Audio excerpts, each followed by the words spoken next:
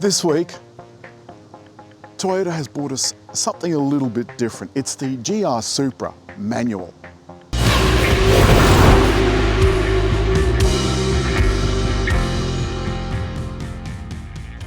Now, in the 4 years since Supra was introduced, they've made a couple of little subtle changes, and that's what we're going to concentrate on this week. The previous reviews were 8-speed automatics, and they were absolutely beautiful. And in this colour, I think this metallic-y kind of royal blue is particularly beautiful. New wheels, they look pretty good. The lights and stuff, that's all stayed as it was, and all of the deep sculpting. Now, of course, you're also aware that this is the sister car to BMW Z4, made in the same factory in Graz in Austria, and they're made alongside each other, the coupe and the convertible version. Now, a lot of people thought that this was pretty ugly, especially compared to the Z4, although some people don't like the Z4 either. I think it's horses for courses. Would you pay an extra 20 or 30 grand for the Z4 when everything else is the same? Probably not, given that this is so good. They've been in a couple of other little tasty treats as well. The engine got an extra 35 kilowatts. The big thing about this though is that it's a manual, it's a 6-speed manual, and that makes this a very different car to drive. Many other things are still the same though. You've got to unlock the boot either by using the key or the little button inside. There's no button outside, which is a little bit annoying. And when you get inside, the opening is rather F-Type Jag-esque. It's quite narrow. It does widen up a little under the flanks, but to be honest, there's still not a lot of space back here. And of course, this is a 2-seater, so you're restricted to what you can put in here. There's no putting anything in the back seats either. Coming.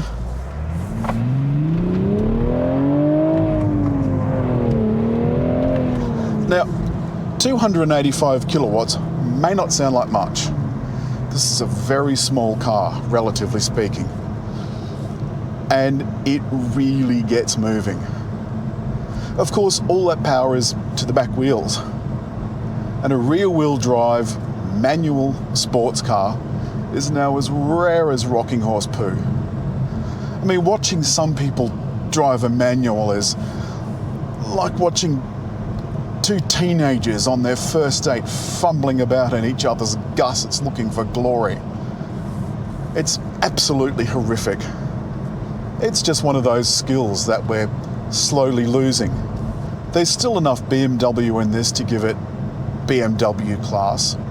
And Toyota's told me in the past that they had to go back to BMW several times because some of the things that BMW did weren't up to Toyota's standard. Now, while we're on the subject, I've got in the center of my dash is the tacho. Like most sports cars, the tacho they consider, for especially track purposes, to be the most important instrument.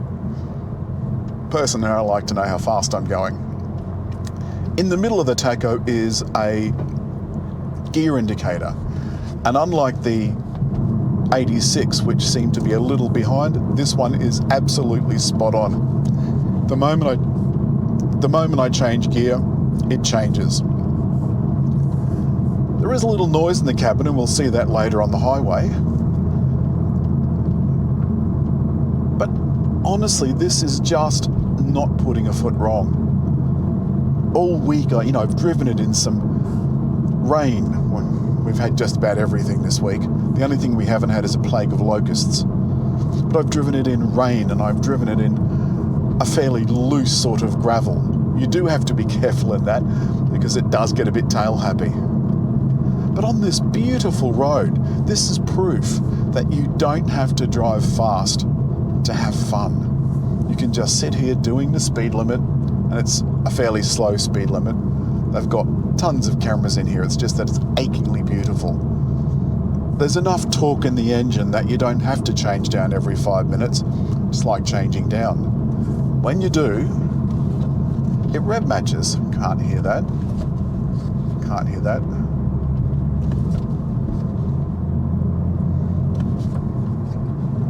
Trying to change down.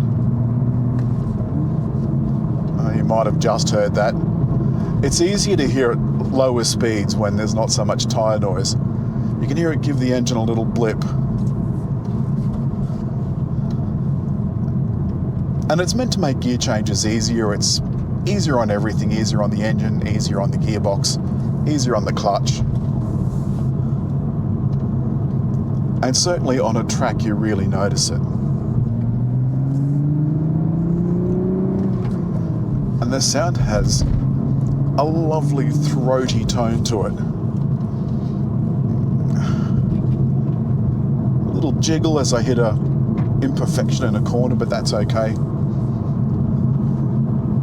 I've got the firmest settings on.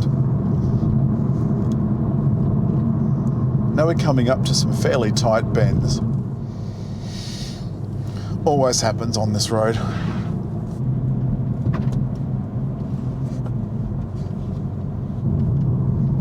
One thing I will mention while we are crawling along really slow is the luggage guard has an annoying rattle in it. You hear that? I'd probably be tempted to take that out. I don't think it's really performing any function. From +61 432 891 100.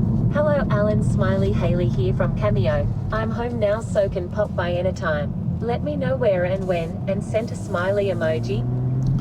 That was my CarPlay reading out a message to me. I was about to point out that 15 km/h corner recommended speed I took the other day in this car at the speed limit of 60. You just simply don't need to slow down. I had to slow down because I'm behind this bogan in front who simply won't pull over. And I brought you down here because this is what you can do with a weekend.